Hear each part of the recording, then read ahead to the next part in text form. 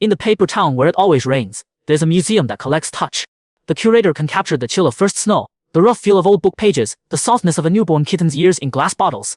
These sensations are sorted and stored in velvet cases, like sleeping butterflies.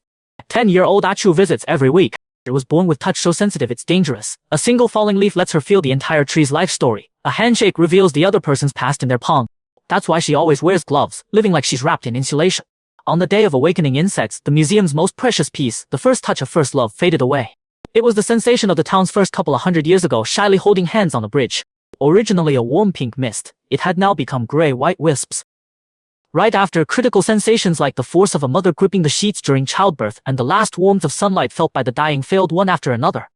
Started losing its sense of reality. Bread had no wheat flavor. Hugs had pressure but no warmth. Even rain hitting your face felt like a hologram. The mayor searched through every archive and found the only way to restore touch. Find the vessel that can bear all sensations without breaking. Achu took off her gloves in the rain. Countless sensations flooded in instantly. She tasted steam from the brewery 300 years ago, felt the fingerprints on the town's first brick. She felt every different curve of every raindrop falling on everyone's skin in town at that moment. She didn't break. Instead, she began recoloring the faded sensations. From her fingertips to paint the first touch of love red, using her heartbeat's rhythm to rebuild the force of childbirth, using raindrops caught by her lashes to blend the dying sunlight. When the last sensation regained its glow, Achu's gloves melted completely in the rain. But she didn't need them anymore. Turns out extreme sensitivity wasn't a curse. It was the restoration tool this museum had been waiting 100 years for. Now everyone who enters the museum first touches Achu's hand. She quietly paints the fingertips of the sleepless with the velvet feel of moonlight. She stamps the palms of the lonely with the crackling sound of a campfire.